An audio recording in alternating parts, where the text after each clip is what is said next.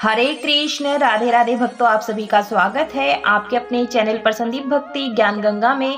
भक्तों, आप सभी को षटतिला एकादशी की ढेरों शुभकामनाएं। भक्तों, प्रत्येक वर्ष माघ मास के कृष्ण पक्ष की एकादशी को षटतिला एकादशी का व्रत रखा जाता है। इस साल यह व्रत 6 फरवरी 2024 को है। इस दिन जगत के पालनहार भगवान श्री हरि विष्णु की विधि विधान से पूजा की जाती है। तो भक्तों, आप यह पूजन सुबह सवेरे या फिर दिन में किसी भी समय आप पूजन कर सकते हैं, क्योंकि आप पूर्व दिशा में या उत्तर पूर्व या फिर पश्चिम दिशा की ओर लगा करके उसके नीचे आप स्वास्तिक बना ले, रंगोली बनाएं, फिर पीला वस्त्र बिछाएं, आसन बिछाएं और सत्यनारायण भगवान की फोटो प्रतिमा हो वो स्थापित करें, गौ माता को स्थापित करें। और इस पूजा में ज़्यादा से ज़्यादा तिलों का ही प्रयोग किया जाता है, तो आप तिल का प्रयोग करें। तो मैंने देखिए एक थाली ले ली है, थाली में चंदन से स्वास्तिक बनाया है। अब करेंगे हम लड्डू गोपाल की अभिषेक करेंगे। भक्तों, यदि आपने लड्डू गोपाल की सेवा ली हुई है तो आप लड्डू गोपाल जी को पूजा में जरूर से स्थापना करें। भक्तों, व्रत और पूजा के साथ ही इस एकादशी पर भगवान विष्णु को तिल का भोग लगाया जाता है, साथ ही तिल का दान भी किया जाता है। धार्मिक मान्यता है कि षटतिला एकादशी के दिन तिल का दान करने से स्वर्ग की प्राप्ति होती है। तो देखिए, मैंने यहाँ पर गुनगुना जल ले लिया है और साथ में इसमें थोड़ा सा तिल डाल दिया है और फूल। आप चाहे तो यहाँ पर तिल से उपटन बना करके भी आप लड्डू गोपाल की सेवा कर सकते हैं। भक्तों, आप अपने नहाने के जल में भी सुबह सुबह स्नान करने के जल में आप उसमें थोड़े से तिल डाल लें, फिर स्नान करें। इससे आप शुद्ध हो जाएंगे। और भक्तों, सभी को पता है जो एकादशी का व्रत रखते हैं उन जो ये व्रत होते हैं पूरे 3 दिन तक चलते हैं। तो भक्तों, ये स्नान कराते समय ओम नमो भगवते वासुदेवाय नमो नमः मंत्र का जाप जरूर से करें। भक्तों, मैंने यहाँ पर गाय के कच्चे दूध से स्नान करा रही हूँ, आप चाहें तो पंचामृत से भी स्नान करा सकते हैं और मंत्र का जाप जरूर से करते रहें। ओम नमो भगवते वासुदेवाय नमः।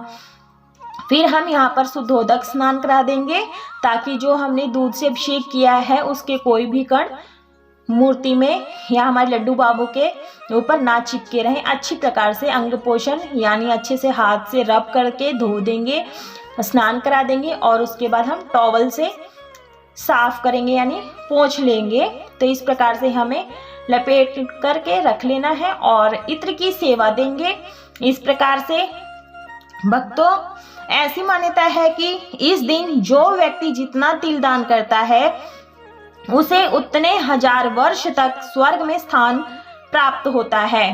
तो भक्तों, षटतिला एकादशी के दिन हमें यह पूजन सुबह सवेरे नहीं करना होता है। सुबह सवेरे तो ब्रह्म मुहूर्त में स्नान आदि कार्यों से निवृत्त होने के बाद में शुद्ध वस्त्र पहनने होते हैं। हो सके तो पीले वस्त्र धारण करें और सबसे पहले सूर्य देव को अर्घ्य दें। उसके बाद में आप मंदिर में आकर के अपना संकल्प लें कि आप व्रत किस प्रकार से रखेंगे, फलाहार रखेंगे या निर्जला व्रत रखेंगे। इस प्रकार से हम अपने लड्डू बाबू का श्रृंगार करेंगे। और भक्तों, जो इसका शुभ मुहूर्त है और पूजा का मुहूर्त है और जो व्रत का पारण है उसका मैं आपको जो लिंक जो है डिटेल है डिस्क्रिप्शन में डाल दूंगी, आप वहां से देख लीजिएगा। शुभ मुहूर्त, पूजा की मुहूर्त और साथ में व्रत का पारण किस समय होगा, वो सारी शुभ मुहूर्त आपको डिस्क्रिप्शन में मिल जाएगा। भक्तों, जो एकादशी के दिन हमें पूरे दिन भगवान का ध्यान रखना है, मन ही मन में मंत्रों का जाप करना है। और भक्तों, हमने यहाँ गणेश जी की स्थापना की है और एक मैंने प्लेट में दीपक लिया है, तिल के तेल का दीपक बनाया है और तिल का आसन ही दिया है प्लेट में। उसके बाद फिर से हम शुद्धोदक स्नान करा देंगे। भक्तों, इस पूजन में यदि आप रात को भगवान के कीर्तन करते हैं, रात्रि जागरण करते हैं और अगले दिन ब्राह्मणों को भोजन करवाते हैं तो आपको अत्यधिक पुण्य लाभ मिलता है। तो भक्तों, इस प्रकार से हम वस्त्र रूपी कलावा समर्पित कर देंगे। भक्तों, इस प्रकार से हमें ये पूजन करना, बहुत ही सरल विधि से मैं आपको पूजन बता रही हूँ। तो इस प्रकार से हमें करना है। और भक्तों, इसके जो 6 उपाय हैं वो भी मैं आपको इसी वीडियो में बताती हुई चलती हूँ। तो इस तरह से हम गणेश भगवान को जनेऊ समर्पित कर देंगे। इत्र की सेवा सभी को देनी है। पूजा में इत्र अत्यधिक महत्व होता है और इससे भगवान आकर्षित होते हैं। तो आप इस तरह से हम सभी को इत्र की सेवा दे देंगे। भक्तों, तिल की उत्पत्ति भगवान के विष्णु जी के पसीने से हुई थी, इसलिए षटतिला एकादशी के दिन तिल को इन 6 से इस्तेमाल कर सकते हैं। इससे सुख, धन, वैभव, ऐश्वर्य प्राप्त होता है। षटतिला एकादशी के दिन सबसे पहले तिल को कूट करके उसका उपटन बनाने का महत्व है और उसे त्वचा पर लगाते हैं, तो इससे हमारी सुंदरता बढ़ती है और समस्याएं जो त्वचा संबंधी होती हैं वो दूर हो जाती हैं। भगवान विष्णु जी को हम यहाँ पर चंदन रोली से टीका करेंगे और गणेश भगवान को रोली का टीका लगाएंगे। तो हमने शंख, चक्र, गदा सभी में हमने टीका कर दिया है। अपने लड्डू बाबू को भी यहाँ पर हम चंदन रोली से टीका करेंगे, गौ माता को भी। तो इस प्रकार से हमें यह पूजन करना है। षटतिला एकादशी पर काले या सफेद तिल पानी में डालकर स्नान करना चाहिए। इससे आरोग्य की प्राप्ति होती है, आध्यात्मिक ऊर्जा का विकास होता है। जो हमने दीपक की स्थापना की है इसका भी हम पूजन करते हुए चलेंगे। भक्तों, मैं यहाँ सिंपल पूजा करके दिखा रही हूँ, आप चाहे तो यहाँ पर दीप कलश की भी स्थापना कर सकते हैं। और आज के दिन, एकादशी के दिन, माता लक्ष्मी जी का भी पूजन जरूर से करना चाहिए। और शाम के समय तुलसी के पौधे के पास आपको एक देसी घी का दीपक जरूर से जलाना चाहिए। षटतिला एकादशी पर तिल को पंचामृत में मिलाकर भगवान विष्णु का अभिषेक भी करना चाहिए यदि आपके पास विग्रह है। और हम गणेश भगवान को दूर्वा और गुलाब का फूल समर्पित कर देंगे। यदि आपको गुड़हल का फूल मिल जाए तो आप वो भी समर्पित कर सकते हैं, नहीं तो आप गेंदे के फूल ले सकते हैं। भगवान की पूजा में पीले रंग के फूल का विशेष महत्व होता है। भक्तों, इसे तिलोदक कहते हैं। शास्त्रों के अनुसार तिल का श्री हरि विष्णु से पूजन करने पर जन्म मरण के बंधन से मुक्ति मिल जाती है, मोक्ष की प्राप्ति होती है। एकादशी के दिन तिल दान करने से दरिद्रता, दुख और दुर्भाग्य का नाश होता है। इस दिन काले तिल से तर्पण करने पर पितृ प्रसन्न होते हैं, शनि, राहु, केतु की शुभता प्राप्त होती है। षटतिला एकादशी पर तिल का सेवन करने से रोग समाप्त होते हैं। तो हम यहाँ पर धूप सभी को दिखा देंगे। भक्तों, धूप जलाने से होता है वातावरण में सुगंध आता है और भगवान को सुगंधी अत्यधिक प्रिय होती है, तो धूप आप जरूर से जलाएं। भगवान गणेश जी को हम जल का भोग लगा देंगे, क्योंकि भगवान के पूजन में तुलसी पत्र का प्रयोग नहीं किया जाता है। आज के दिन तिलों का ही भोग लगाएं, भोग प्रसाद लगाएं। तिल से बने रेवड़ी का, तिलपट्टी का, किसी का भी भोग लगा सकते हैं, लेकिन तिल से बनी हुई वस्तु होनी चाहिए। तो देखिए, हमने यहाँ पर ऋतु फल का भी भोग लगा दिया है। जो भी आपके पास उपलब्ध हो आप वैसा कर सकते हैं। भक्तों, तिल की जो तासीर होती है बहुत गर्म होती है, इसे अमृत के गुण प्राप्त होते हैं। तो हमने यहाँ पर केले का भोग लगाया है। तुलसी पत्र भगवान के भोग प्रसाद में जरूर से अर्पित करें, तभी भगवान भोग ग्रहण करते हैं।